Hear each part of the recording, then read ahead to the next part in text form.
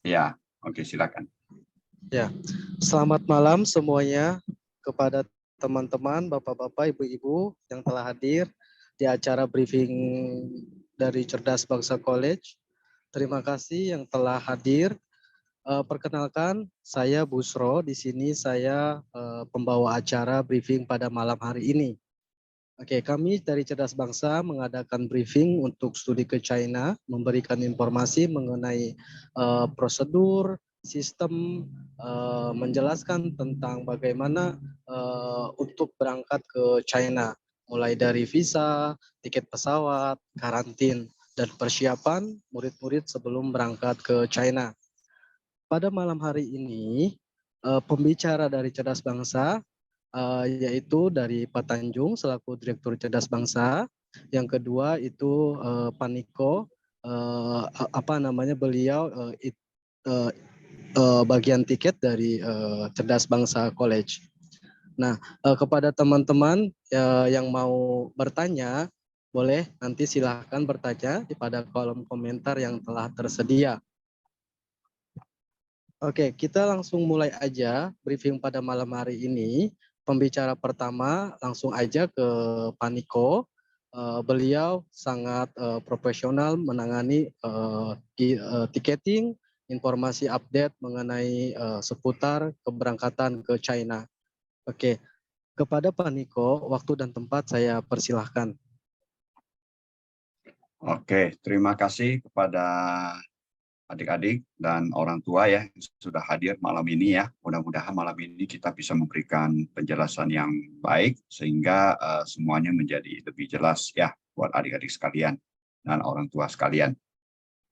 Ya, perkenalkan nama saya Tanjung. Saya adalah Direktur di Cerdas Bangsa ya. Susunan acara kita hari ini adalah seperti ini. Jadi tema yang paling ditunggu-tunggu oleh adik-adik semua ya. Ini karena ini kan benar-benar baru. Kalau dulu mah nggak ada PCR karantina kan nggak ada ya. Jadi first thing first ya. Yang pertama-tama soal PCR karantina. Nah ini akan dijelaskan oleh Pak Niko ya. Lalu setelah itu boleh tanya jawab seputar PCR karantina tiket ya itu kita selesaikan dulu yang topik ini.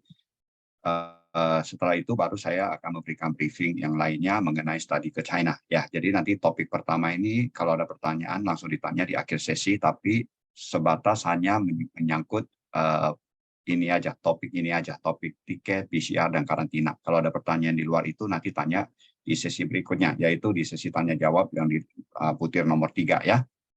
Karena Pak Niko ada kesibukan, jadi setelah ini selesai beliau menerima beberapa pertanyaan dari adik-adik semua atau orang tua. Setelah itu beliau akan melanjutkan acara berikutnya. Ya, gitu. Yuk, silakan. Mari kita mulai. Kita berikan ruang kepada Pak Niko. Silakan Pak Niko. Ya, selamat malam Bapak Ibu, selamat malam adik-adik yang nanti akan kuliah di China atau Tiongkok. Oke, saya share screen dulu untuk PPT saya. Sebentar ya, saya mau keluarkan ini share screen-nya. Oh, sudah ya, sudah keluar ya saya? Sudah Pak, sudah. Oke. Oke, yang Pak Niko juga sudah kelihatan. Silakan Pak Niko. Oke, jadi untuk tema hari ini yang saya bawakan itu adalah mengenai berangkat kuliah ke Tiongkok dalam 3 hal, yaitu tiket, PCR, sama karantina. Yang saya bawakan, jadi nanti fokusnya di 3 hal ini.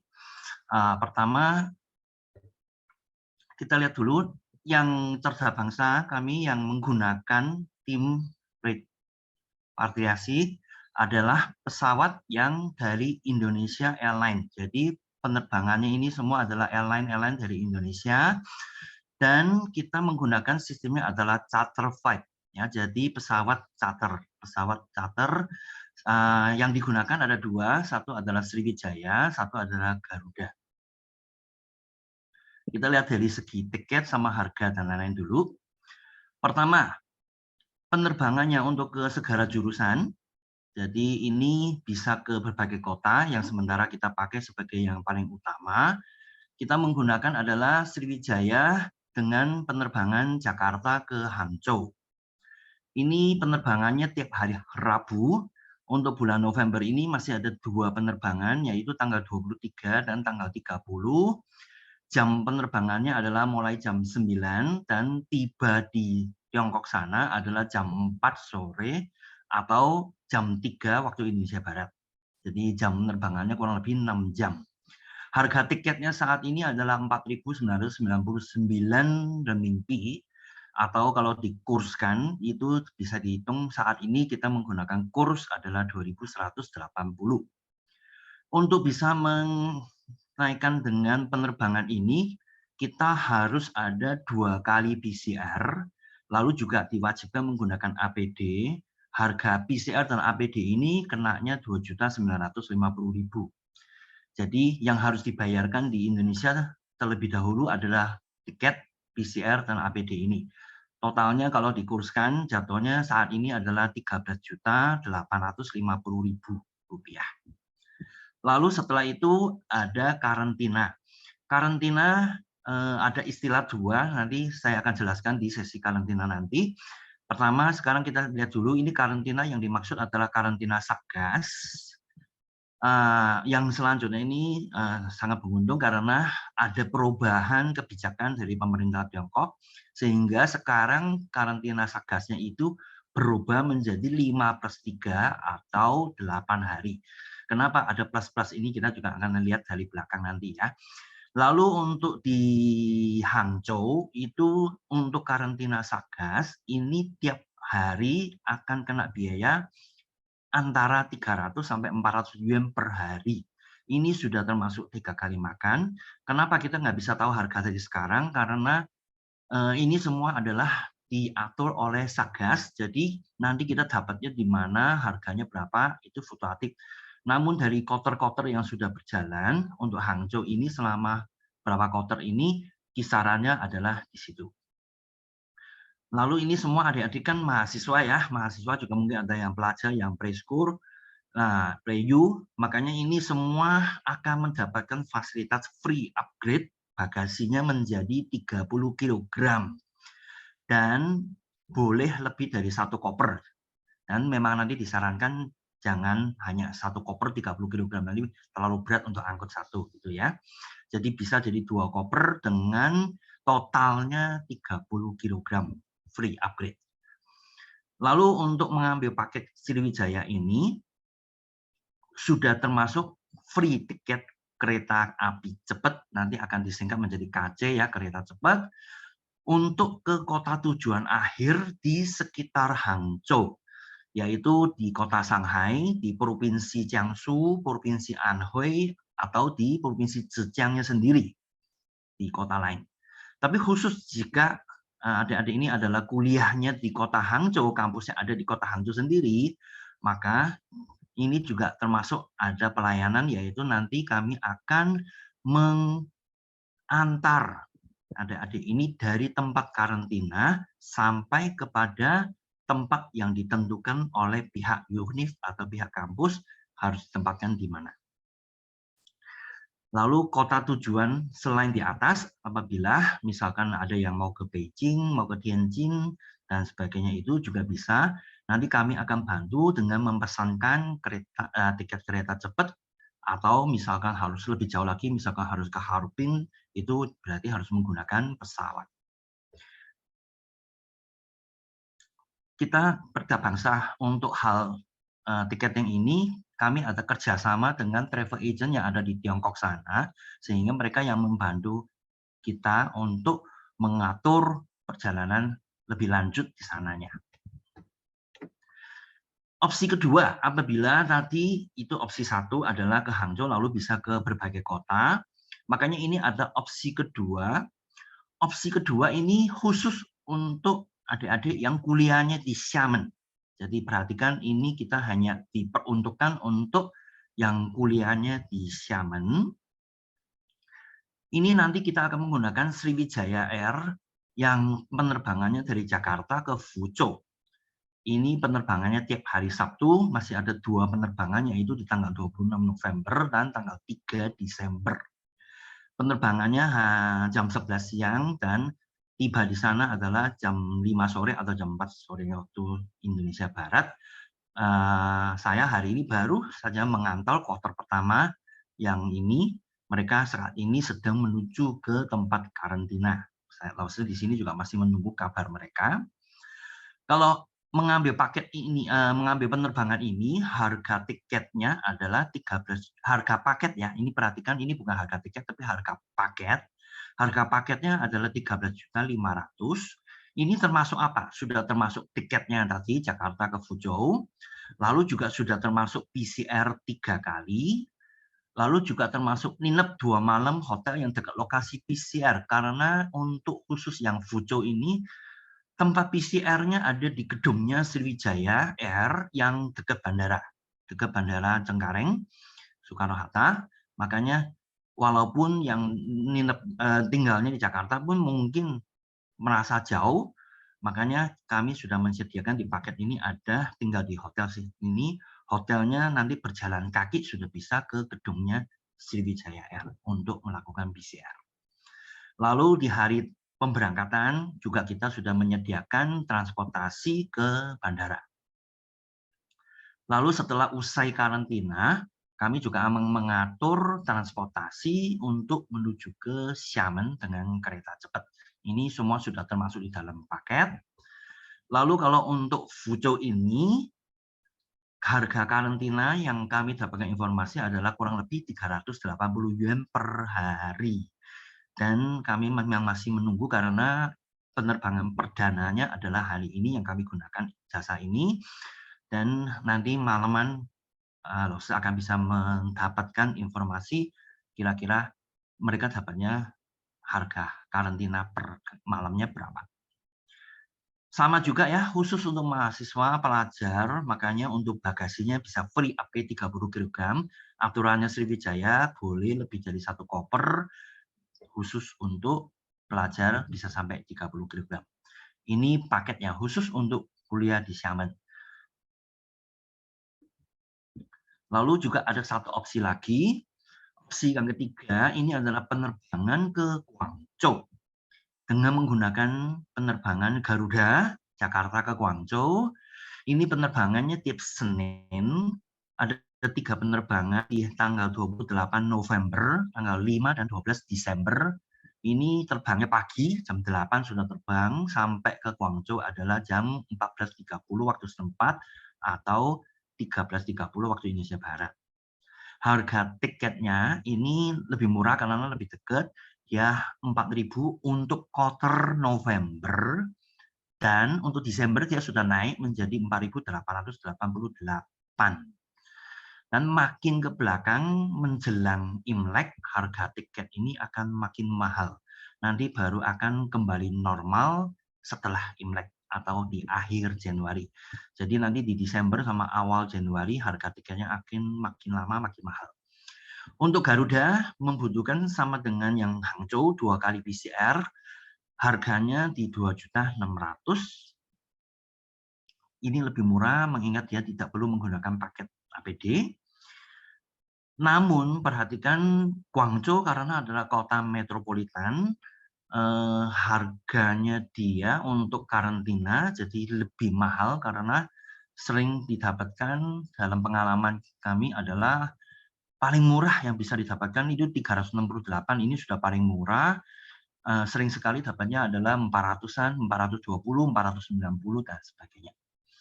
Sama juga ya, khusus untuk mahasiswa pelajar ini free bagasi upgrade menjadi 30 kg. Garuda juga sama, kita boleh lebih dari 1 koper. Lalu sementara ini perhatikan ini karena ada kondisi khusus, sebetulnya penerbangan Guangzhou ini kita terbuka untuk bisa melayani karena kita juga ada kerjasama dengan travel agent di Tiongkok sana, sebetulnya boleh dari Guangzhou pergi ke kota-kota lain, namun karena dalam 2 minggu terakhir ini, Guangzhou ini COVID-nya lagi naiknya cukup banyak, menjadi juara saat ini di sana, di Tiongkok. Ya, jadi kemarin 1 hari udah lebih dari 1.000 kasus. 2 hari yang lalu penerbangan bandara Guangzhou 80% penerbangan domestiknya di cancel. Nah, makanya untuk itu, untuk antisipasi hal tersebut, sementara ini, terutama untuk yang tanggal 28 November, mungkin kami hanya melayani mahasiswa yang kuliahnya di Provinsi Guangdong. Jadi mungkin ada yang kuliahnya di Guangzhou, ada yang kuliahnya di Shenzhen, ada yang kuliahnya di Shantou, ada yang kuliahnya di kota-kota di Provinsi Guangdong, dengan bisa dijangkau oleh kereta cepat. Nanti kami masih bisa melayani. Namun jika harus ke kota yang menggunakan penerbangan, kami takutnya nanti nggak bisa terbang, nanti malah istilahnya terkatung-katung harus tinggal di Guangzhou berapa hari lagi sampai bandaranya buka atau diganti menjadi menggunakan kereta. Makanya untuk itu saat ini kondisinya kami hanya melayani dengan penerbangan jika Anda kuliahnya di Provinsi Guangdong. Namun nanti jika kondisi sudah memungkinkan, kami akan buka lagi supaya bisa melayani jika Anda mau pergi ke provinsi yang di luar Provinsi Guangdong, misalkan mau ke Guangxi, mau ke Guizhou, mau ke Tiongkok yang bagian barat atau tengah, misalkan Hunan, ini sebetulnya Guangzhou itu tempat pendaratan yang lebih ideal sesungguhnya. Namun sayang sekali kondisi saat ini adalah COVID-nya lagi naik, udah lebih dari lebih dari 2 kecamatan sana lagi lockdown, dan yang paling membuat kita khawatir adalah bandaranya yang takut lockdown.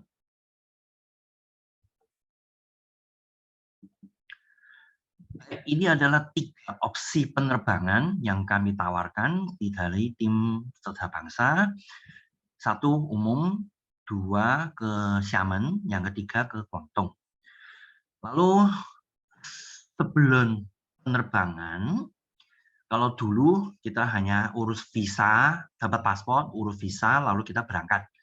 Nah, karena sekarang dengan kondisi COVID, makanya ada 1 tahap terlebih dahulu sebelum kita boleh terbang, yaitu PCR. Nah, PCR ini pertama adalah kita PCR mandiri. PCR mandiri yaitu menggunakan PCR yang ada di lab, di rumah sakit yang umum, yang harganya sudah dipatok oleh pemerintah kita, yaitu 275.000 untuk Pulau Jawa, Bali. Lalu di luar Pulau Jawa, Bali adalah 300.000. Ini kami mengharapkan bisa tes di H-5, jadi 5 hari sebelum berangkat, terutama bagi yang bukan warga DKI, sehingga harus datang ke Jakarta untuk penerbangan itu di H-5. Sedangkan kalau misalkan warga DKI mungkin bisa H-4. Kenapa harus melakukan hal ini? Karena supaya jika kebetulan hasilnya kita adalah positif, maka kita masih sempat cancel penerbangan kita sebelum kita melakukan PCR yang diwajibkan oleh penerbangan atau airline. Nah, dan informasi yang perlu disampaikan yaitu PCR yang dilaksanakan oleh para pencatat pesawat atau airline itu adalah PCR yang high sensitive. Kita lihat harganya kenapa mahal, karena ini beda dengan PCR yang biasa kita pakai. Dia high sensitive sehingga kalau kita 1-2 bulan sebelumnya pernah positif dan ternyata virusnya belum bersih, atau kita ternyata sebetulnya kena tapi OTG, ini semua akan ketahuan. Nah, jika kita melakukan RT-PCR terlebih dahulu dan ternyata hasilnya positif, maka kita bisa mengajukan pembatalan dan kita bisa mendapatkan 100% uang yang sudah kita bayarkan. Ya, ini bisa kita reschedule atau kita kembalikan semua. Ini penyebabnya kenapa kami menggunakan penerbangan Indonesia, lalu juga kita menggunakan sistem charter karena ada fasilitas seperti ini. Nah, tapi kalau jika kita baru ketahuan positif setelah melakukan tes PCR yang tadi disebut di depan, ada yang 2 kali, ada yang 3 kali itu, yang maksudnya PCR yang high sensitif, maka nanti karena PCR-nya sudah dilakukan, yang bisa dikembalikan dananya ya hanya dana uang tiket. Nanti rinciannya ada ya seperti tadi. Untuk itu makanya jika sudah ada minat untuk mau kembali kuliah di sana atau mau berangkat kuliah bagi yang baru, makanya untuk mulai sekarang, terutama mulai H-14, kuranginlah kegiatan-kegiatan yang kumpul-kumpul, terutama adalah acara yang harus buka masker, misalkan makan bersama, misalkan pergi karaoke, ya hal-hal yang seperti itu, juga misalkan foto-foto rame-rame dengan membuka masker, kalau bisa dikurangi. Kenapa? Karena hampir setiap kloter yang berangkat itu ada 5-10% dari calon penumpang yang gagal berangkat karena hasil PCR-nya positif. Ini tadi pagi saya tanyakan kepada Sriwijaya yang hari ini berangkat ke Fuzhou, penumpangnya 160 orang, hasil positifnya mencapai 10%. Ya. Ada sekitar 16-17 orang yang positif nggak bisa berangkat. Tapi bersyukur hari ini yang lewat kami 5 mahasiswa, mereka semuanya negatif, jadi saat ini sudah ada di bis menuju ke tempat karantina. Lalu setelah selesai ini berangkat ya, kalau setelah berangkat nanti juga masih ada PCR. Jadi ini kata PCR nanti buat adik-adik akan menjadi satu yang familiar. Nah, tiap hari PCR Huswan gitu ya. Di saat tiba di bandara sana juga akan di PCR, itu kita hari tibanya kita hitungnya adalah hari ke-0 ya. Istilahnya nanti kita menggunakan adalah hari ke-0. Hari 0 itu waktu di bandara tempat tujuan akan dites PCR. Setelah itu kan masuk ke tempat karantina. Nah, nanti H1, H2, H3, H5, H6, dan H8. Sekarang kan hanya 8 hari karantina Satgas. Jadi hari H8, hari terakhir, itu semua juga akan ada PCR. Dan ini PCR yang versi Tiongkok. Jadi adik-adik juga nggak usah terlalu khawatir, walaupun banyak sekali. Karena PCR yang versi Tiongkok itu ambilnya hanya dari mulut, ya. Jadi hidungnya sudah tidak akan dicolok-colok lagi, tidak menderita lagi.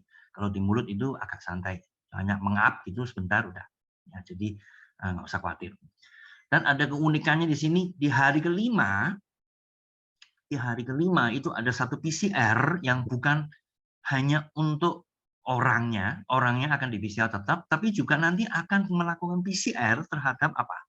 HP yang kalian gunakan, bantal, lalu juga gagang pintu, itu semua akan di PCR untuk mengecek ada virus yang tertinggal di situ, ya. Jadi jangan kaget nanti kenapa perawatnya atau para medisnya masuk ke kamar kok sama minta HP-nya, ternyata HP-nya layarnya di tempat digosok-gosok, ternyata ambil sampel ya. Ini adalah mengenai PCR-nya. Lalu berikut adalah mengenai karantina. Karantina, masa karantina Satgas. Satgas ini dari pemerintah setempat, ini adalah yang wajib. Masa karantina Satgas ini 5/3, istilahnya 5/3, ini karena 5 itu wajib di tempat karantina yang ditentukan. 3 itu boleh menentukan sendiri. Nah, ini perbedaannya. Kalau untuk warga Tiongkok sendiri, 3 yang terakhir yang dimaksud mereka sebetulnya bisa ditentukan dengan karantina di rumahnya mereka masing-masing.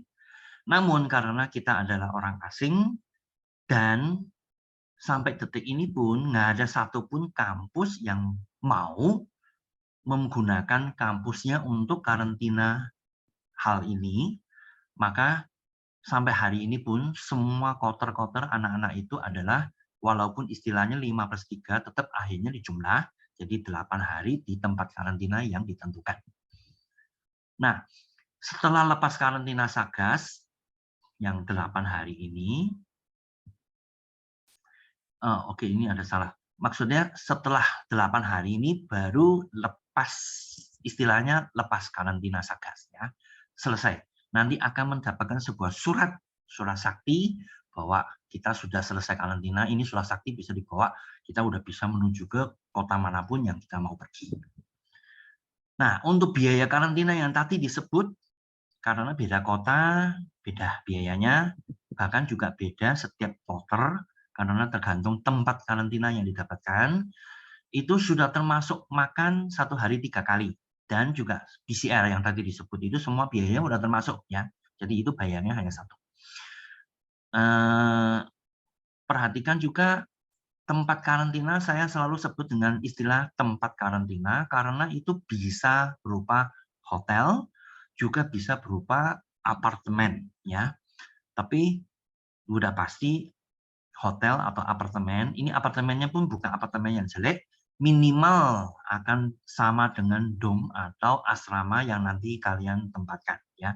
Bahkan mungkin bisa lebih bagus apartemennya daripada dom atau apartemen atau dom atau asrama yang kalian tempatkan ya. Seperti itu. Jadi apartemen ya.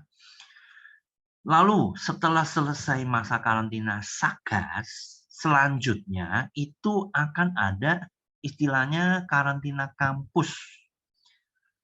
Di sini karantina kampus yang menentukan dan mengatur itu adalah pihak kampus. Sehingga sebelum berangkat harus ada komunikasi ya. Karantina kampus ini bisa 4+7, jadi 4 hari plus 7 hari. 4 hari itu biasanya di hotel atau guest house yang kampus miliki. Biasa kan kampus mereka miliki sendiri hotel atau guest house. Ada juga yang ternyata minta kita karantina sendiri dengan mencari hotel. Nah, mencari hotel. Sedangkan 7 yang terakhir biasanya sudah di dom atau di asrama. Yang 7 hari terakhir itu biasanya lebih longgar, sudah tidak betul-betul nggak boleh keluar, tapi sudah agak bisa keluar, cuma memang belum bisa jauh dari areal gedung asrama atau gedung dumi ya. Ini lalu terakhir di sini adalah harus, jadi makanya sebelum berangkat harus komunikasi jelas dengan pihak kampus, pihak univnya.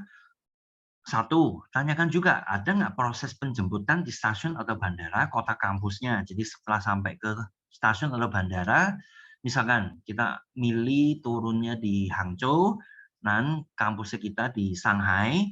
Nah, nanti setelah sampai ke stasiun Shanghai, apakah ada pihak sekolah, kampus yang menjemput, atau kita yang harus panggil taksi untuk menuju ke tempat yang ditentukan oleh kampus.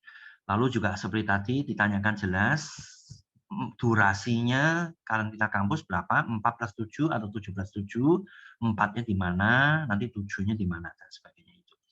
Lalu juga mengenai biaya. Biayanya ini juga bervariasi sekali. Ada kampus tertentu yang sudah free semua ditanggung oleh pihak kampus. Ada yang mereka hanya menanggung akomodasi, sedangkan makan suruh kita bayar. Lalu juga ada yang kampus tertentu mereka hanya menanggung 7 hari terakhir, 7 hari pertamanya tidak ditanggung oleh pihak kampus. Ini semua juga perlu dijelaskan supaya nanti pengaruh kepada berapa renminbi yang harus kita siapkan untuk dibawa. Ini ada pesan khusus juga bagi yang kampus meminta kita untuk cari hotel sendiri sebelum masuk ke asrama, maka diusahakan nanti pesan hotelnya itu berdekatan dengan kampus, istilahnya 1 kecamatan. Kenapa? Karena karena sekarang ini peraturan pemerintah Tiongkok ini untuk istilahnya mereka lockdown, itu sudah tidak seperti dulu, kalau lockdown itu 1 kota. Enggak, mereka sekarang sudah membuat sistem lockdown-nya itu 1 kecamatan, bahkan peraturan paling baru kalau nggak salah sudah berubah lagi menjadi 1 kelurahan, makin kecil ya. Jadi kalau ada kelurahan itu yang ada positif, kelurahan itu aja yang di lockdown, bukan 1 kecamatan lagi, apalagi 1 kota ya. Ini peraturannya memang baru diupdate kemarin, jadi ini masih belum jelas sekali. Tapi saya dengar-dengar memang dari yang tadi 1 kota sebelumnya sudah menjadi hanya 1 kecamatan, bahkan sekarang kalau nggak salah nanti bisa berubah menjadi hanya 1 kelurahan untuk lockdown. Itu makanya kalau bisa kita memang cari hotel yang sedekat mungkin dengan kampus atau asrama kampus, ya. Sehingga nanti terakhir kita pindah ke sana itu mudah. Lalu ini ada satu hal lagi yang juga tidak ada di sebelum pandemi, yaitu total ada 4 buah QR code. Jadi untuk proses dari pemberangkatan sampai kita bisa kembali ke asrama, kembali ke kampus, kita prosesnya akan ada 4 QR code yang harus kita buat. Pertama disebut HDC, Health Declaration Certificate. Ini harus dibuat pada H-1. Jadi 1 hari sebelum penerbangan dengan mengupload 2 hasil PCR wajib dari airline tadi. Lalu ini akan ditunjukkan kepada counter check-in sehingga pihak airline-nya baru memberi izin kita untuk check-in.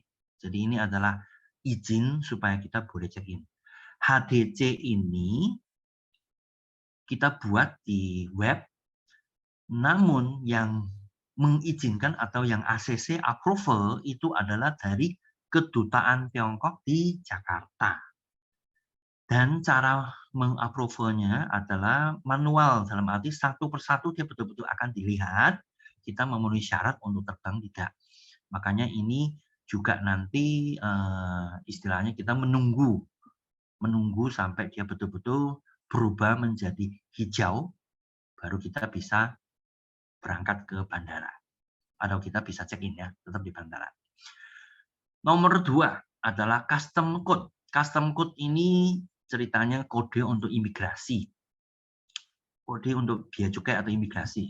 Istilahnya di Tiongkok sana, imigrasi itu dia tetap istilahnya custom, bea cukai ya. Dibuat adalah setelah kita dapat boarding pass. Jadi setelah kita lolos nomor 1 itu, lalu kita setelah selesai check-in, kita kan dapat boarding pass nih.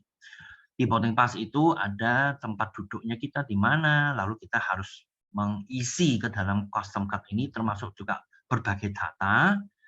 Nah, setelah itu sebelum naik ke pesawat, pihak airline akan mengecek, ini sudah dibuat belum? Kalau sudah, nanti setelah mendarat di bandara Tiongkok sana, itu misalkan nanti di Fuzhou, Hangzhou, atau di Guangzhou, nanti di counter imigrasinya kita diminta untuk menunjukkan kode ini. Itu untuk mereka memeriksa. Itu adalah custom code yang kedua. Code yang ketiga adalah help code. Help code ini ada 2, nomor 3 dan nomor 4. Nomor 3 itu adalah di tempat karantina kita atau tempat pendaratan kita. Jadi kalau kita mengambil tiketnya yang ke Hangzhou, berarti ini yang Hangzhou punya. Kalau ke Fuzhou, berarti yang Fuzhou punya. Kalau yang Guangzhou, berarti yang Guangzhou punya. Kita akan dibuat di H2. Kita dibuat di H2, karantina Sagrat. Jadi bukan sebelum berangkat, tapi setelah berangkat baru kita buat di sana. Ini nanti dari situ, ini sebetulnya apa? Sebetulnya semacam peduli lindungi-nya versi mereka. Jadi nanti hasil PCR-nya kita semua ada di dalam situ. Lalu kita juga akan mendapatkan code awalnya merah, nanti setelah selesai karantina akan menjadi hijau. Jadi ini sebetulnya peduli lindunginya ya. Nah ini kita akan dipakai untuk supaya kita bisa apa? Kita bisa masuk ke bandara atau stasiun. Misalkan kita mau ke hotel, lanjutin karantina di kampus, masuk ke kampus, atau kita mau ke kota lain, melanjutkan perjalanan kita di bandara atau stasiun, kita harus menunjukkan kode ini dengan kondisi sudah hijau. Nomor 4 adalah health code untuk kota kampus berada. Nah, ini dibuat sesaat sebelum kita naik pesawat atau naik kereta api menuju ke kota kampus yang berada. Jangan dibuat terlebih dahulu, kenapa? Karena kita harus meyakin dulu nomor 3-nya sudah hijau. Karena ini sedikit beda dengan di Indonesia. Kalau di Indonesia kita kan peduli lindungi, kita bikin satu nasional. Dari Sabang sampai Merauke kita pakai sama. Tapi kalau di Tiongkok sana, setiap provinsi, setiap kota itu beda.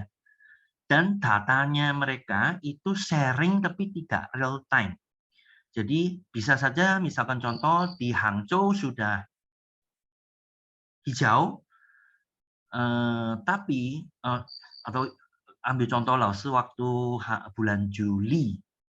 Waktu bulan Juli Lause pergi, waktu itu Lause di Guangzhou sudah hijau, lalu naik kereta api dalam perjalanan waktu ke Xiamen, tapi sebelum waktu di stasiun itu masih merah. Jadi Guangzhou-nya hijau, Xiamen-nya merah. Sampai di tengah jalan baru Xiamen-nya menjadi hijau. Makanya kita buatnya nanti setelah hijau, ya, itu lebih aman. Dipakai untuk saat kita masuk ke kota yang ada di kota tujuan, dan ini diperlukan untuk misalkan masuk ke kampus, pergi ke tempat umum, itu dibutuhkan. Persis seperti peduli lindunginya kita, juga untuk memantau hasil PCR-nya kita. Nah, makanya jika kota pendaratan kita sama dengan kota kampus, jadi misalkan kita terbang ke kampus di Xiamen, di Guangzhou, dan kampus kita di Guangzhou, ya sama. Berarti tidak perlu buat 2, 3, dan 4 itu sama. Ini biasanya per provinsi. Jadi misalkan tadi Fuzhou kan di Fujian, Xiamen juga di Fujian, makanya hanya ada satu code, yaitu code-nya Fujian.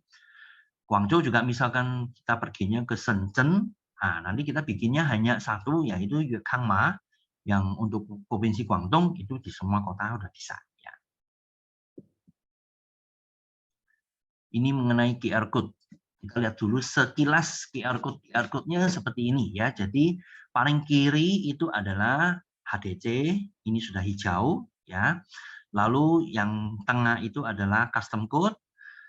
Setelah itu, nah itu adalah Zhejiangma atau Hangzhou punya, dan ini masih merah karena masih masa karantina, itu kita akan merah. Tapi di situ yang dilingkarin itu adalah hasil PCR-nya.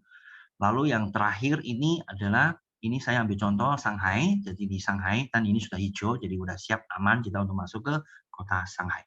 Ini adalah QR code yang ada di sini.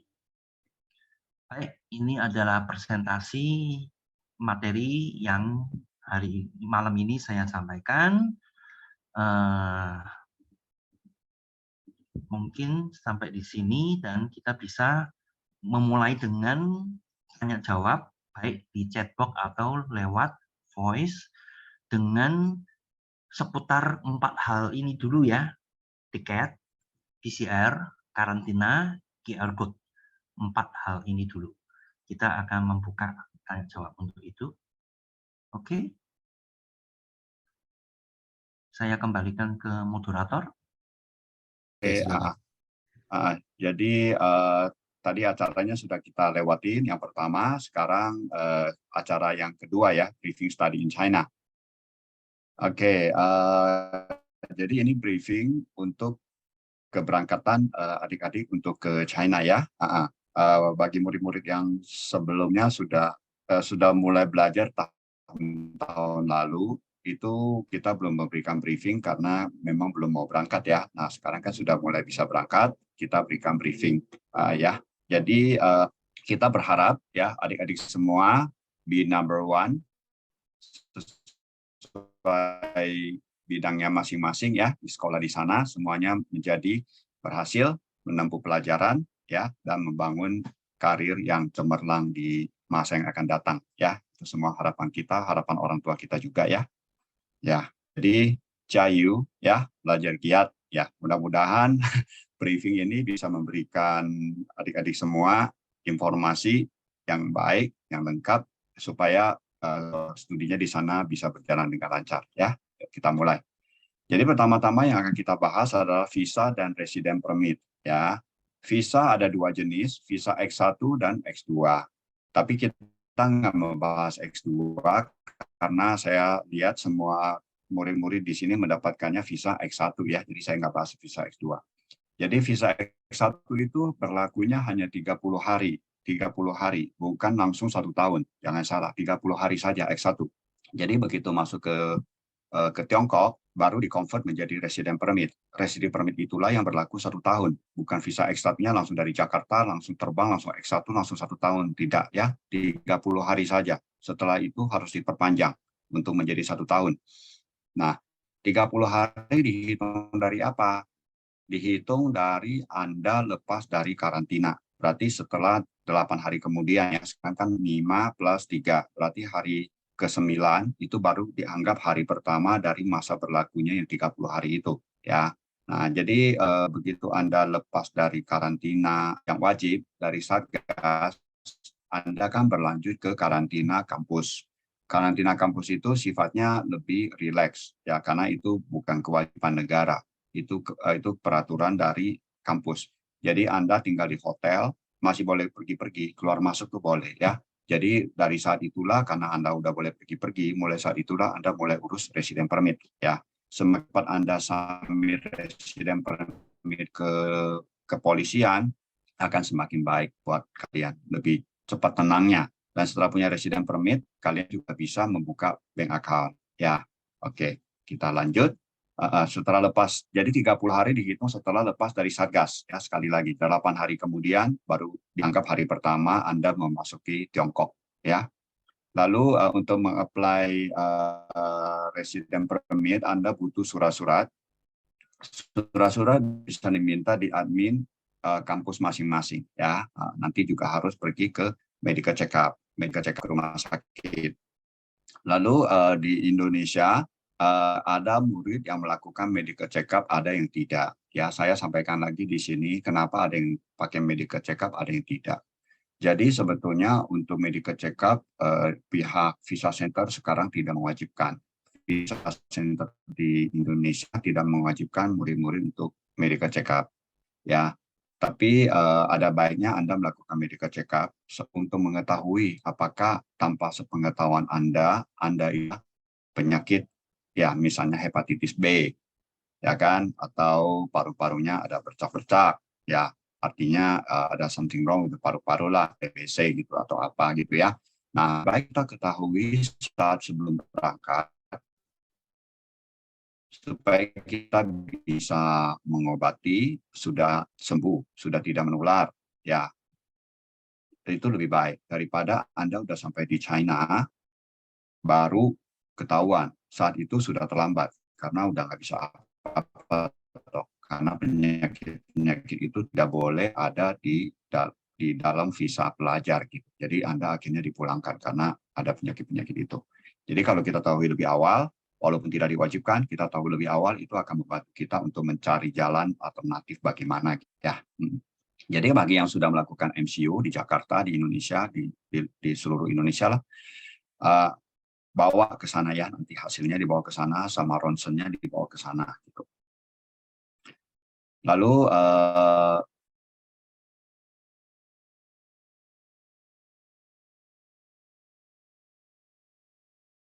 beli asuransi. Asuransi pelajar itu wajib buat semua orang. Yang kita punya asuransi di Indonesia itu boleh aja dibawa ke China, tapi harus juga dicek sama agen asuransi kita apakah itu berlaku di China apa tidak, karena asuransi negara tertentu dan tidak berlaku di negara tertentu harus dicek. Kalau memang masih berlaku, boleh aja Anda bawa. Jadi Anda punya 2 asuransi, asuransi wajib dari asuransi wajib yang dari China dan asuransi pribadi gitu, ya. Jadi bisa aja dua-duanya dibawa. Kartu itunya, kartu asuransinya boleh aja dibawa. Tapi yang wajib itu tetap harus beli. Harganya asuransinya itu 800 renminbi per tahun. Ya. Lalu juga Anda akan dikenakan biaya bikin resident permit. Itu izin tinggal. Harganya 450 renminbi per tahun. Lalu biaya MCU, biaya medical check-up. Nah, ini yang butuh betul-betul medical check-up di China yang saya bilang ini. Ini yang betul-betul wajib medical check-up. Kalau yang ini tidak wajib. Cuman yang tadi saya himbau itu ada baiknya kita udah tahu dulu kondisi kesehatan kita sebelum kita pergi. Kalau ini wajib. Biayanya antara 400 sampai 600 renminbi per tahun. Jadi maksud saya tadi itu adalah kita membawa hasil MCU dari Indonesia bagi yang sedang cek. Kadang-kadang beberapa item karena sudah dicek di Indonesia, mereka tidak mengecek lagi di Tiongkok. Jadi biayanya bisa lebih murah, gitu, ya.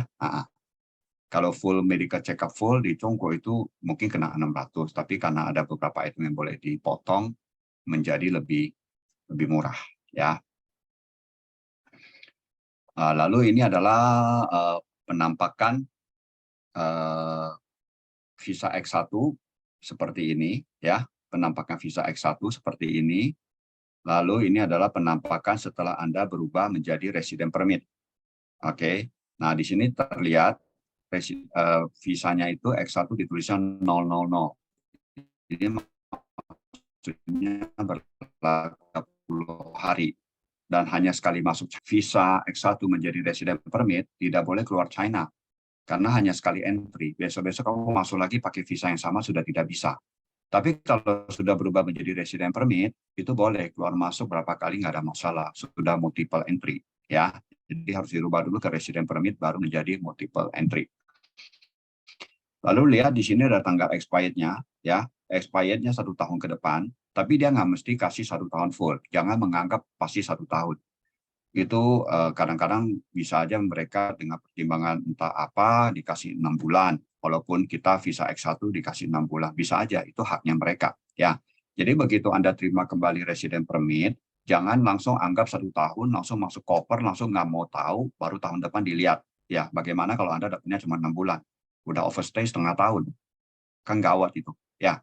Jadi diperiksa dulu tahun kapan ininya expirednya, bikin alarm di HP supaya lain kali jangan kelewatan ya.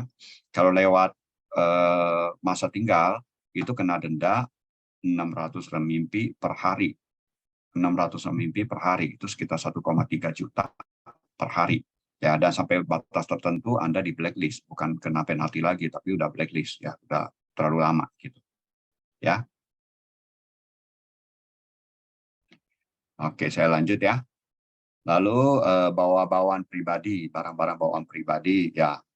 Ini saya mengingatkan kembali, seharusnya kan Anda tahu ya apa yang harus dibawa ya. Saya ingatkan kembali, ini semua by the way ini semua ada di buku ya yang sudah kita kirim melalui e-book ya. Kita kirim melalui WA, semua dari sana. Ini saya hanya merangkum hal-hal yang penting. Kalau untuk lebih jelasnya Anda bisa baca kembali buku itu ya.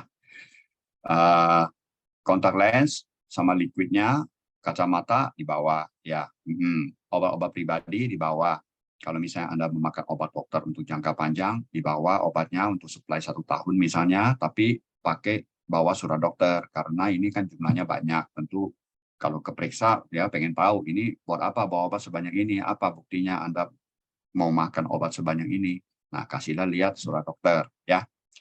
Lalu alat-alat tulis tentu udah tahu ya, alat tulis, kamus ya, sekarang kamus elektronik ya, dan lain-lain, kalkulator kalau memang Anda mau nanti mau kuliah sains atau apa, komputer apa namanya kalkulator sains atau apa gitu ya, dibawa aja. Terus pakaian di sana sekarang suhu di China itu di Hangzhou itu sekitar 11 derajat di malam hari dan 17 derajat di siang hari. Semakin ke depan akan semakin dingin ya. Jadi Anda bisa perkirakan suhunya sekarang segini sudah cukup dingin, jadi Anda butuh bawa baju hangat ya. Baju hangat itu karena bagasinya dibatasi paling maksimal 30 kilo ya. Kemungkinan kita nggak bisa bawa baju terlalu banyak. Jadi saran saya yang paling utama untuk menghalau dingin itu adalah baju long john, baju yang langsung nempel di kulit itu loh, baju long john, baju kaos yang langsung nempel di kulit itu yang paling menahan dingin ya. Jaket sebetulnya malah kalah menahan dingin daripada long john. Jadi long john aja bawa yang banyak. Jaketnya ya paling 1 lah ya, 1-2 karena jaket itu kan tebel ya, ada kapuk-kapuknya itu ya. Jadi makan tempat di koper kita gitu. Jadi beli aja 1, nanti ke sana bisa beli lagi gitu ya. Karena rata-rata semua barang di dunia ini kan made in China. Ini udah made in China dikirim ke Indonesia, kita bawa masuk lagi ke China gitu. Ya, lebih baik beli di sana aja ya. Gitu. Untuk suhu-suhu di kedepannya selama 12 bulan itu kita ada bikin di buku booklet, jadi Anda bisa cek setiap bulan itu seperti apa, atau Anda Google bisa lihat ya suhunya setiap bulan itu seperti apa gitu, bisa dicek. Lalu bagi adik-adik yang mau bawa spray dan bawa spray ya, ini ukurannya seperti ini, bisa dibawa sesuai dengan ukuran. Lalu ada juga yang mau bawa guling. karena di China itu nggak ada guling. Kalau yang biasa tidur pakai guling, di China itu nggak ada guling, ya, jadi harus bawa. Nah, gulingnya itu dikempeskan aja, dikempeskan, divakum, jadi nggak makan tempat, ya. Lalu bumbu masak sama sambal, ya kan. Jadi yang harus makan pakai sambal terasi gitu kan ya, sambal colek gitu ya, sambal Lampung, itu bisa di bawah ya.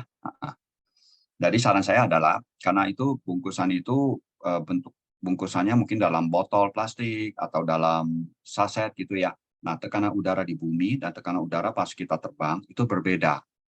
ATM-nya ya, atmosfernya berbeda.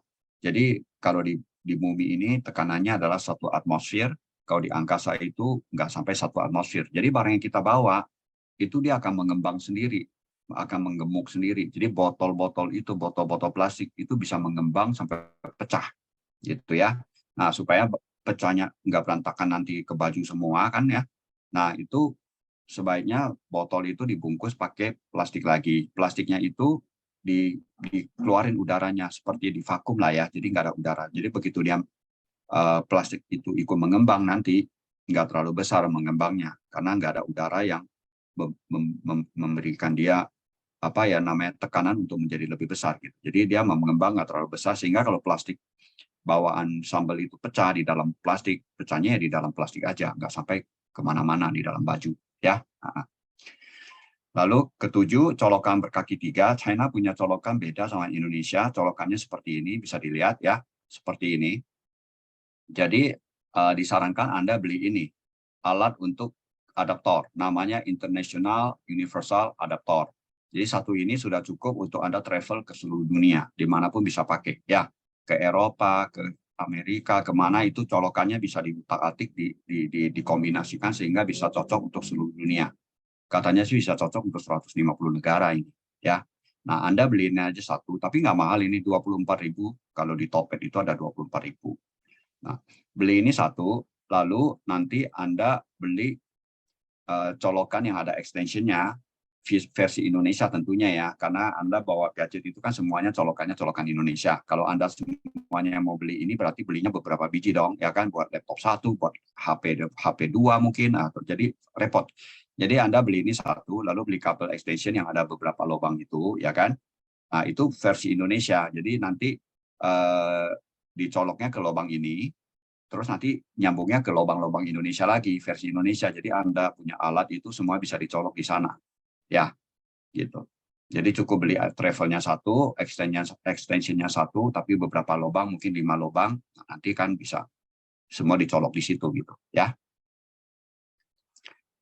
Oke, hari-hari sebelum keberangkatan kita mesti ngapain aja? Satu, menjaga stamina. Tadi udah disampaikan Pak Niko juga ya, hindari kerumunan. Sekarang kan COVID lagi naik tuh, ya kan? Jangan sampai kita udah prepare sejauh ini, tahu-tahu kena COVID, nggak jadi berangkat.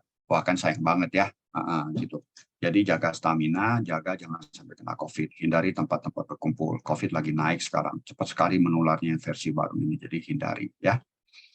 Bagasi 30 kilo untuk student. Kalau bukan student dia lebih rendah, karena ini student dia kasih allowance 30 kilo, tapi jangan sampai 30 kilo satu koper. Ya nanti kamu disuruh bongkar di airport, terlalu berat. Kasihan yang angkutnya nanti masuk pesawat itu, tukang angkut kopernya, kasihan. Jadi biasanya 27 saja, 27 kilo per koper. Jadi kalau 30 koper Anda bisa muat dalam 2 koper. Ya. Hand carry 7 kilo, tapi ya lebih-lebih sedikit biasanya sih nggak masalah sih. Ya 10 kilo oke lah. Tapi jangan lupa di dalam hand carry itu jangan membawa barang-barang yang terlarang ya, seperti pisau, gunting, barang-barang cairan, nah itu dilarang. Jadi kalau ketahuan itu diambil. Kenapa? Karena udah nggak sempat lagi pindahin ke koper kita kan. Koper kita kan sudah masuk ke badan pesawat, udah nggak bisa dipindahin ke tas lagi, tas besar, koper. Jadi biasanya langsung dibuang. Sayang kalau parfum Anda mahal terus dibuang kan sayang sekali ya. Lalu semua dokumen-dokumen itu dibawa ya, dokumen-dokumen sekolah dibawa, paspor difotokopi beberapa lembar, disimpan, difoto di screen, difoto di HP juga gitu. In case kalau ada yang hilang, masih ada backup dokumen yang buat proses berikutnya gitu ya. Lalu MCU tadi juga dibawa, ronsen dibawa, kartu Bank of China itu dibawa ya. Saya rekomendasikan banget, Cerdas Bangsa merekomendasikan banget murid-murid sebelum pergi buka dulu Bank of China, ATM rekening di Bank of China. Jadi kartu ATM-nya dibawa ke China untuk nanti dipakai di sana. Nanti saya akan jelaskan lebih detail di bagian bawah. Lalu kalau ada asuransi pribadi, kartu asuransinya bisa dibawa ya. Jadi Anda punya double asuransi, asuransi pelajar dan asuransi pribadi gitu ya. Lalu karena sekarang ada masa karantina, itu memerlukan uang lebih banyak. Kurang lebih 1 malam itu sekitar ya kita naik lebih hitung lebih mahal sedikit lah, 400 renminbi. Ya, 400 renminbi dikalikan dengan 8 hari karantina. 8 hari karantina itu 3.200. Lalu nanti ada karantina yang diharuskan dari universitas gitu ya. Jadi bawa 10.000 gitu. Karena pada saat itu mungkin Anda masih belum punya Alipay, ya kan? Buka bank China juga nggak mungkin. Lalu rekening yang ada di Bank of China Indonesia itu kemungkinan Anda belum sempat bisa sampai ke ATM-nya, ya. Jadi lebih baik bawa tunai gitu, ya. Nah, ini tas yang dibawa ke pesawat 7 kilo itu tadi ukurannya seperti ini, jangan sampai terlalu besar. Kalau terlalu besar nanti tidak diizinkan naik ke atas pesawat ya. Nah, ukurannya seperti ini. Lalu ini adalah alat-alat yang coba dilihat yang kena sita ya, karena orang lupa bawa gunting taruh di dalam hand carry ya ketahuan di scan di sini nih alatnya ini di scan ketahuan dikeluarin dibuang. Ini alat-alatnya. Ya, jadi jangan sampai adik-adik bawa sesuatu yang terpaksa nanti harus dibuang ya. Nah, terus berikutnya ini ceritanya kita udah tiba di Chongguo ya, bagaimana gitu. Pertama, Anda keluar dari pesawat, pertama-tama adalah scan wajah dan scan semua jari di airport China, lalu lewat imigrasi, setelah itu Anda akan langsung dijemput oleh Satgas di Tiongkok. Langsung dibawa ke hotel atau ke apartemen. Hotel atau apartemen. Biaya karantinanya beda-beda ya, antara 320 sampai 390 renminbi per hari, sudah include makan 3 kali sehari. Dan kita nggak bisa pilih hotel atau pilih apartemen, itu yang menentukan Satgas sana ya. Jadi kita nggak akan tahu sampai kita udah tiba di hotelnya atau tiba di apartemennya, kita baru tahu gitu ya, tidak bisa milih. Terus selama di karantina ya berarti Anda belajar online ya, dari kamar hotel dengan wifi gitu ya. Lepas karantina 5 plus 3 hari itu Anda akan di-drop di stasiun kereta cepat atau airport oleh Satgas. Oleh Satgas Anda akan di-drop di salah satu tempat itu untuk melanjutkan perjalanan Anda. Ada yang ke Shanghai, ada yang kemana, ke Xi'an, ya kan? Nah, nanti tinggal lanjut. Nah, untuk membeli kalau tiket Sriwijaya ini kan sudah include tiket kereta cepat sampai ke Shanghai kan ya. Ada beberapa lokasi yang di-cover oleh tiket Sriwijaya yang sudah kita beli itu. Tapi kalau ke Xi'an itu tidak di-cover. Jadi berarti Anda harus keluar biaya untuk membeli kereta cepat ke Xi'an. Tapi Pak Niko bisa membantu mengaturkan, membelikan tiketnya itu Pak Niko bisa bantu ya.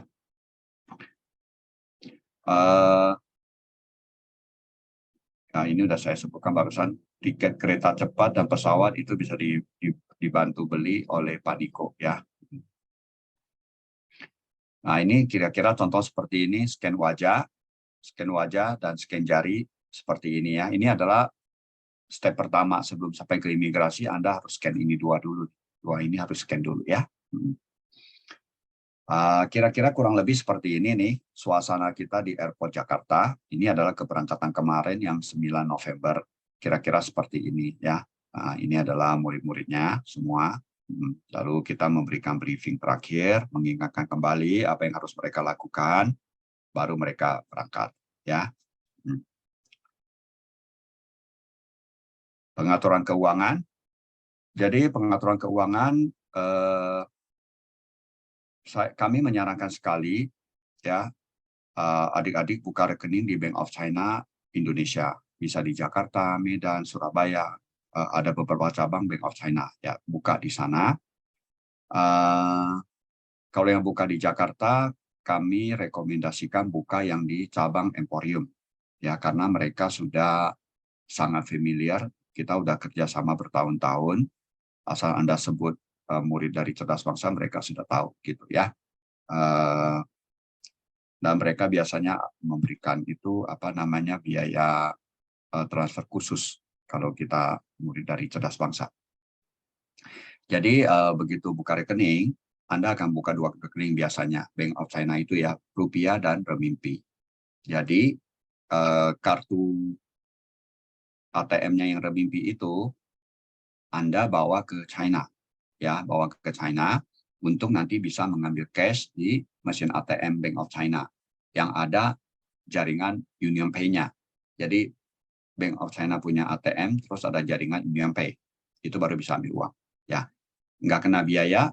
Kita ambil uang di China nggak kena biaya, walaupun uangnya sebetulnya adanya di Jakarta, adanya di rekening Bank of China di Indonesia. Itu kita ngambil uang di sana di seluruh China tidak kena biaya, gitu ya. Jadi enaknya begitu. Jadi begitu orang tua setor uang rupiah beli renminbi di Bank of China, uangnya udah langsung masuk ke rekening Bank of China. 1 detik kemudian Anda di kota sana, di Hangzhou atau di Shanghai sudah bisa tarik uang. Cepat sekali, jauh lebih cepat daripada money changer. Ya, langsung saat itu juga Anda bisa tarik uangnya. Jadi sangat nyaman gitu dan aman. Ya. Lalu satu, bawa kartu Bank of China ya, direkomendasikan Anda buka. Kedua, begitu Anda tiba di China ya, mulai sekarang sih sebetulnya sudah bisa coba mendownload aplikasi Alipay. Ya, lalu coba mengaktifkan Alipay, setelah di-download diaktifkan gitu ya. Metodenya ada di bawah ini, nanti akan kami share, ada di bawah. Setelah itu kalau Alipay-nya, dompet Alipay-nya sudah tercipta, itu udah bisa diisi uang. Walaupun Anda belum terlink ke bank lokal sana, Alipay-nya itu sebetulnya udah bisa diisi uang. Jadi kami bisa membantu, Cerdas Bangsa bisa membantu apabila dompetnya Alipay sudah tercipta, kami bisa bantu mengisikan uang ke sana, ya, supaya Alipay-nya itu bisa dipakai buat scan pembayaran, barcode, QR code gitu. Jadi kalau misalnya Anda Alipay-nya sudah aktif dari Indonesia dan sudah terisi uang, ya, Anda bisa lebih fokus melakukan pembayaran lewat Alipay. Jadi nggak usah bawa sampai 10.000 gitu. Ya, kalau Anda Alipay-nya belum bisa aktif, ya terpaksa bawa tunai semua gitu. Ya. Jadi kalau Anda mau coba, silakan aja aktifkan Alipay Anda, masih di Jakarta ini, di Indonesia, diaktifkan. Lalu kami coba akan bantu isikan. Ya, kalau bisa masuk, berarti Anda bawa cash-nya bisa dikurangi. Cash renminbi-nya bisa lebih dikurangi. Tidak usah sampai sebanyak tadi itu yang kita sebut ya. Lalu yang ketiga nih poinnya, buka rekening di bank lokal China. Jadi begitu Anda lepas dari karantina Satgas, ya kan, Anda masuk ke karantina kampus, itu sebenarnya Anda punya waktu untuk keluar-keluar gitu ya, urus medical check up, urus resident permit, dan juga coba urus bank lokalnya gitu ya. Pengalaman kita yang terakhir sih di Hangzhou, sekarang peraturannya agak beda sedikit, yaitu Anda harus punya resident permit baru bisa bikin bank account. Kalau dulu enggak. Kalau dulu bank account bisa dibikin tanpa punya resident permit. Ya, kasih lihat paspor, sudah bisa bikin gitu loh. Jadi sekarang peraturannya dibalik. Nah, tapi itu belum tentu berlaku di semua cabang bank ya. Coba aja Anda coba-coba. Semakin Anda cepat punya bank lokal, Anda akan semakin lebih cepat nyaman gitu, karena punya bank lokal, isi uang ke sana, link ke Alipay, Anda bisa pakai scan gitu, udah nggak ada masalah lagi. Tapi kalau memang nggak bisa bikin rekening bank lebih cepat, harus punya resident permit, berarti Anda kemungkinan harus 1,5 bulan sampai 2 bulan kemudian baru bisa buka rekening bank gitu, karena bikin resident permit aja biasanya makan waktu 1 bulan gitu ya. Jadi tadi yang saya sebut itu coba aja pembukaan rekening bank lokal itu coba diatur, dicoba dibukakan begitu Anda lepas dari Satgas ya, karantina Satgas. Tidak mesti tunggu sampai resident permit keluar. Dicoba-coba aja. Pengalaman yang terakhir sih memang dia menunggu resident permit jadi baru bisa buka rekening. Tapi dicoba-coba aja gitu ya. Nah, jadi tapi sebelum Anda ke bank, Anda harus punya SIM card lokal dulu ya. Nih, tapi sebelum ke bank Anda harus beli SIM card China dulu. Karena semua verifikasi OTP-nya, PIN number-nya itu semua dikirim ke SIM card ke HP kita gitu ya. Jadi harus punya nomor lokal. Jadi yang pertama diurus adalah nomor SIM card baru ke bank gitu ya. Nah, yang tadi Alipay itu jadi Alipay itu yang tadi saya sebutkan di sini ya, Alipay itu diaktifkan diaktifkan lalu kita isi dari Alipay orang lain dimasukkan ke rekening kita ya. Sebetulnya Alipay itu dia ada satu fasilitas namanya Alipay Internasional. Jadi orang asing itu bisa menghubungkan antara akun Alipay dengan kartu internasional, kartu kredit internasional, Visa, Master, atau Bank of China. Ya, Bank of China dari Indonesia gitu ya. Nah, ini ada stepnya. Anda boleh coba nih. Ya, dicoba aja 1-8, dicoba aja apakah bisa aktif nggak. Jadi kalau berhasil Anda masukkan ini kartu kredit atau kartu Bank of China, nanti ada jumlah yang mau dimasukkan, jumlah yang dinominasikan berapa? Maksimalnya tuh 2.000 renminbi masuk ke rekening Alipay Internasional. Jadi Anda pakai aja 2.000 itu dulu sampai habis, ulangin lagi dari sini, ulangin lagi langkahnya. Ya, begitu terus, top up terus lah gitu istilahnya. Kalau cara ini gagal, ya baru Anda minta bantuan ke kita, Cerdas Bangsa. Kita bisa bantu isikan dompet Alipay Anda yang masih kosong itu, ya. Jadi sekali lagi kartunya itu kartu kredit boleh, kartu debit Bank of China boleh. Semuanya dicoba aja, semua kartu dicoba aja, ya. Lalu ini SIM card. Jadi dari Indonesia ke sana tentu kita bawa SIM card Indonesia, ya. Saya rekomendasikan Anda mengaktifkan roaming internasional. Karena sampai di sana selama karantina Anda belum punya kesempatan untuk beli kartu lokal China, ya. Ada yang bisa menjual SIM card China namanya Ni Hao, ya. Itu bisa dikirim ke kamar di karantina, kamar kita di hotel karantina itu bisa. Tapi biayanya cukup mahal, 88 renminbi per bulan. Biasanya rata-rata kalau buat belajar itu kita ambil paket yang ada kuota internet itu sekitar 30 sampai 35 renminbi per bulan gitu. Kalau ini termasuk mahal gitu ya. Nah, terserah Anda apakah Anda mau beli ini atau tunggu Anda lepas dari karantina Satgas baru beli SIM card yang lebih murah, ya terserah Anda. Lalu sekarang ini ya ada kabar harus pasang VPN yang berbayar. VPN gratis itu dibawa ke China itu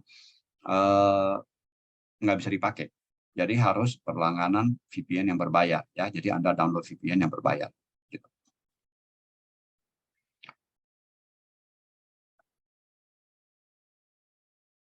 Yang tadi sudah saya sebutkan ya, pembukaan rekening di China ini maksudnya. Pembukaan rekening di China. Informasi terakhir, pembukaan rekening bank lokal China baru bisa dilayani apabila sudah punya resident permit. Ya, tapi nggak ada salahnya dicoba. Yang seperti saya bilang itu ya, masing-masing bank, mungkin peraturannya beda. Apalagi masing-masing kota. Jelas berbeda banget ya. Di China itu otonomi daerahnya sebetulnya kuat sekali. Setiap daerah punya peraturan sendiri-sendiri. Jadi apa yang terjadi di kota A, kota B, undang-undangnya berbeda lagi. Ya. Jadi dicoba aja untuk buka bank account sebelum Anda punya resident permit ya. Karena kalau enggak, Anda harus tunggu kurang lebih 2 bulan ya. Bikin resident permitnya sendiri aja sudah 1 bulan. Nanti ya ujung-ujung total bisa 2 bulan Anda tidak punya rekening bank lokal sana gitu. Jadi nggak ada salahnya dicoba ya. Lalu kalau bank lokalnya sudah jadi, Anda tinggal link aja ke Alipay, WeChat Pay. Jadi Anda scan pembayaran rekening Anda yang di bank lokal ya, di sana yang terpotong ya.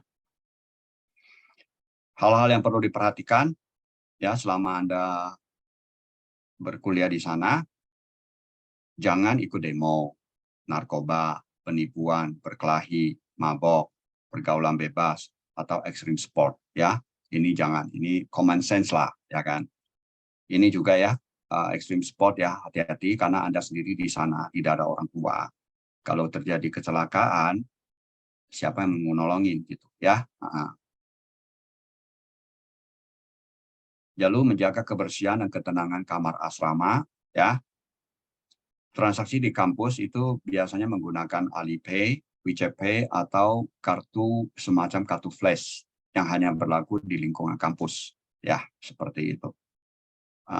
Terus tidak boleh memasak di kamar ya, disediakan dapur di setiap lantai itu ada dapur, silakan masak di dapur, jangan masak di kamar ya. Jam malam ada jam 11 malam, jangan sampai pulang lebih dari jam 11 karena pintu akan ditutup dan Anda akan kesulitan masuk. Simpan dokumen penting di koper lalu dikunci. Ya, asrama itu tidak ada tempat penitipan seperti di hotel, nggak ada. Jadi simpan sendiri tapi yang aman ya. Kalau Anda nanti akhirnya jadi pindah ke apartemen, Anda wajib lapor ke kepolisian agar alamat di resident permit Anda diganti ke alamat yang baru ya. Lalu di China itu selama sekolah tidak boleh bekerja gitu ya. Tapi kalau Anda bergabung di klub-klub itu, kadang-kadang dari sekolah itu menawarkan kerja sebagai apa ya, misalnya ada pameran internasional fair gitu kan ya. Perusahaan asing datang pameran, dia butuh orang lokal yang bisa bantu terjemahkan atau jadi pelayan gitu ya di booth-nya gitu. Nah itu kalau dikoordinir oleh pihak sekolah, Anda boleh ikut karena itu nggak melanggar. Tapi kalau bekerja langsung gitu itu nggak boleh ya. Yang tadi saya bilang kita merekomendasi sekali buka Bank of China di Indonesia. Kenapa? Karena begini, aman karena kita yang sendiri yang menyetor uang ke bank kita, ke rekening kita. Kita nggak melalui pihak money changer untuk mentransfer. Jadi aman, ya kan? Kita langsung berhadapan dengan Bank of China. Cepat, Anda masukkan uang sekarang ya, Papa Mama masukin uang sekarang ke rekening Bank of China di Indonesia. Detik berikutnya, anak kita di sana udah bisa tarik uang lewat ATM-nya, ya kan? Lalu ketiga, murah karena Anda store uang di Bank of China di Jakarta ini kan nggak ada biayanya gitu ya. Nanti adik-adik kita nih, anak-anak kita tarik uang di China itu juga tidak tanpa kena biaya gitu loh. Beda halnya kalau misalnya bapak-bapak, ibu-ibu kirim uang lewat bank lokal kita, BCA lah, Mandiri lah, kirim ke bank di China, punya rekening anak bapak ibu di China ya, misalnya di ICBC di Shanghai misalnya, itu biaya pengirimannya aja minimal sudah 29 US dollar sampai 35 US dollar. Oke, dan masuknya itu bisa 3 hari lagi baru masuk. Dan juga masuknya itu adalah US dollar, bukan renminbi. Ya. Lalu sering sekali gagal. Gagal, uangnya dikirim pulang lagi ke Indonesia. Jadi 3 hari itu kalau kita asumsinya sekali jadi. Kalau nggak sekali jadi ya bisa lebih lama lagi. Ya. Lalu enaknya Bank of China ini adalah dia berlaku di seluruh China. China punya bank, kartu bank, kayak kita punya kartu BCA, kita tarik uang di Bandung. Kartunya dibuka di Jakarta, tarik di Bandung kan gratis. Kalau di China tidak. Anda buka rekening di Shanghai, bawa kartunya ke Hangzhou aja, yang cuma sebelah aja, perjalanan 1 jam, itu sudah kena biaya tarikan, biaya bank. Biaya tarik, sekali tarik di Hangzhou, kartunya Shanghai, tarik di Hangzhou itu kena 25 renminbi. Oke. Kalau Anda tarik dari counter malah kena 100 renminbi sekali tarik gitu. Jadi kalau pakai Bank of China ini kita keliling seluruh China dengan Bank of China Indonesia itu nggak ada biayanya. Lebih fleksibel ya. Terus yang terakhir berfungsi sebagai media numpang lewat. Yang tadi saya bilang itu. Anda Papa Mama setor uang di Bank of China Indonesia, adik-adik tarik uang di Bank of China ATM-nya di kota Anda, tarik 5.000 renminbi misalnya, lalu bawalah 5.000 renminbi itu ke bank, setor di bank lokal Anda. Jadinya WeChat Anda, Alipay Anda bisa dipakai, ya kan? Jadi jalur yang dari Jakarta, dari Indonesia sampai ke China itu gratis. Anda tinggal tarik, pindahin ke bank lokal sana, sudah bisa dipakai. Jadi nggak ada lagi sistem kita transfer lewat transfer uang sampai ke China gitu yang tadi saya bilang 29 sampai 35 US dollar itu nggak usah lagi kita bayar uang itu, ya. Jadi kita pakai Bank of China ini sebagai media numpang lewat gitu. Dan juga kan ada bukunya Bank of China itu kan ada buku bank ya, bisa di print ya. Jadi dari sana kan bisa kelihatan lah, rekapitulasi bisa kelihatan gitu, pemakaian uangnya jelas gitu, semuanya tercetak dengan rapi gitu ya. Oke, lalu stay active ya, dan get the most of your study. Jadi maksudnya di sana jangan cuma di kamar melulu, main game terus ya, aktif, berorganisasi, dan usahakan selama Anda di sana itu Anda mendapatkan yang terbaik, yang terbanyak selama Anda kuliah. Gitu. Kuliah bukan hanya kita dapat nilai bagus terus kita lulus, bukan itu aja. Ya kan, kita di sana juga bisa membangun networking, kita bisa mengeksplorasi, kita bisa belajar hal-hal lain, belajar leadership segala macam. Nah, manfaatkan waktu itu gitu ya selama Anda kuliah gitu. Kuliah itu bukan hanya untuk mendapatkan nilai bagus. Ya. Jadi saya breakdown di sini, hidup aktif ya, jangan di kamar terus, mengejar nilai tinggi terus gitu ya. Sekolah penting banget sih, tapi kalau kita ingin sukses kan bukan hanya satu itu aja yang membuat kita sukses. Hal-hal lain juga mendukung kita sukses gitu ya. Jadi harus balance lah. Hidup aktif, hargai waktu ya. Jangan main game dulu. Ini saya mengingatkan karena banyak sekali kejadian begitu. Main game terus, malam nggak tidur, main game terus sampai paginya ke kuliah nggak bisa bangun, gitu ya. Kuliah di China itu ada absensinya. Anda berapa kali terlambat, ya terlambat lebih dari 10 menit atau 15 menit, Anda datang ke kelas pun udah dianggap nggak masuk, udah dianggap absen. Sampai Anda mencapai batas tertentu, Anda tidak bisa ikut ujian. Begitu hukumnya di sana. Jadi jangan sampai ya Anda main game sampai setiap kali terlambat 15 menit, dan akhirnya Anda nggak bisa ikut ujian. Oke? Kalau mau main game nggak usah ke China, di Indonesia aja main game terus, ya kan? Masalah main game ini di China itu udah tahu ini harus di stop. Jadi pemerintah bikin peraturan kalau setiap anak itu di China itu hanya boleh main game, kalau saya tidak salah ya, hanya boleh main 3 jam seminggu. Hanya boleh main 3 jam seminggu. Lebih dari itu, otomatis aplikasinya, apps-nya akan mati sendiri. Nggak bisa main lagi. Seperti itu. Jadi pemerintah China itu menyadari main game itu bisa merusak satu generasi. Begitu ya. Jadi ya kita udah tahu seperti itu ya. Main pada saat ada waktu aja. Bukan mengadakan waktu buat main. Bukan mengambil waktu dari tempat lain buat main game. Jangan ya. Karena masa depan lebih penting. Game itu akan selalu ada. Seumur hidup dia akan ada game terus. Tapi kesempatan kita belajar itu ada maksimalnya. Ada kadaluarsanya, ada expiry date-nya. Begitu masa kita belajar habis, ya habis. Gitu, nggak bisa lagi. Sedangkan game itu seumur hidup ada game terus. Akan muncul terus game baru. Ya. Join klub-klub yang berguna ya, seperti Klub Indonesia ya, Permit, PPIT, atau klub-klub agama, atau klub-klub HABI, atau apa, klub-klub apalah yang Anda, hobi Anda apa gitu ya, join aja gitu ya. Usahakan Anda bergaul seluas-luasnya, membangun networking, jangan hanya bergaul sesama orang Indonesia saja ya. Bergaulah dengan orang dari mancanegara di China, bergaulah dengan orang China. Semua ini, networking ini akan menjadi aset Anda pada saat Anda sudah mulai masuk ke dunia kerja. Ya, ini teman-teman ini bisa jadi partner bisnis ya, atau partner bertukar pikiran. Gitu. Jadi sangat berguna gitu ya. Hal-hal umum lainnya yang perlu saya sampaikan, ya, alat-alat di sana tuh aplikasi di Tiongkok itu Google, Twitter, YouTube semua udah tahu ya, itu nggak bisa dipakai ya, banyak aplikasi nggak bisa. Tapi mereka menggantikan dengan yang equivalent dengan yang kita kenal dari dunia barat. Google ada penggantinya, Twitter ada penggantinya, YouTube ada penggantinya, Gmail segala macam ada penggantinya, gitu ya. Nah, alat yang menggantinya namanya ada di sini, ada juga di booklet, nanti bisa dibaca. Saya sarankan adik-adik belajarin ini semua aplikasi China, ya, jangan hanya tergantung dari aplikasi Barat, karena aplikasi ini akan sangat membantu hidup Anda di sana, gitu ya. Jadi jangan mata-mata VPN ya, ada terus saja pakai Google Map atau terus saja pakai Twitter gitu, ya. Jangan, belajar yang lokal punya, karena China sedang bangkit. Sebentar lagi akan jadi negara nomor 1.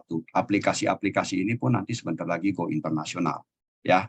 Seperti TikTok kan sudah go internasional, ya kan? WeChat juga sudah go internasional, gitu. Jadi pelajari, penting buat Anda di masa depan, ya. Lalu keypad di China hati-hati, ya, angkanya terbalik dengan Indonesia, 1, 2, 3-nya di bawah. Kalau kita keypadnya di ATM kan di atas tuh 1, 2, 3-nya, ini di bawah ya. Jadi harus dilihat posisinya dibalik, jangan sampai Anda karena udah terbiasa masuk ke PIN, salah PIN, kena blok, 3 kali salah kena blok, ya. Di sana PIN-nya itu terbalik dengan Indonesia. Lalu bagi adik-adik yang belum membeli tiket, ya, kami di Cerdas Bangsa menawarkan tiket untuk ke Hangzhou, ke Xiamen, sama ke Guangzhou. Ya, harga tiketnya ada di sini. Ya, tentunya bisa berubah, bisa naik, bisa turun sesuai dengan kondisi, ya. Tapi yang bisa kami janjikan ke adik-adik semua adalah kami mengawal Anda mulai dari PCR di Jakarta, ya, sampai Anda karantina di China, sampai Anda lepas dari karantina Satgas di China, sampai Anda siap untuk masuk ke kampus. Nah, itu yang kita kawal adik-adik ini. Jadi step by step-nya dikasih tahu kapan harus download aplikasi ini, itu ya tadi seperti sebutkan Pak Niko gitu ya. Nah, itulah adalah servis yang kami berikan, ya. Ya, kalau Anda beli tiket di tempat lain, biasanya mereka hanya sampai batas Anda naik pesawat. Sampai PCR selesai naik pesawat, itu yang mereka bantu. Setelah itu, di pihak sananya, setelah Anda tiba di China, mereka sudah tidak mengurus lagi, ya. Lalu kami juga ada ujian HSK, kami menyelenggarakan ujian HSK, yang akan datang adalah ujian di Desember tahun ini. Jadi bagi adik-adik yang masih membutuhkan nilai HSK, atau adik-adik punya adik yang perlu nilai HSK, boleh mendaftar di kami, ya. Nah, ujiannya di bulan Desember. Jadi ini ujiannya adalah computer based, ya, computer based exam, ujian computer based. Ini sudah bagian akhir dari presentasi saya, ya. Ini adalah lembar terakhir. Ini saya ingin encourage sekali lagi adik-adik untuk jayu, ya, belajar keras.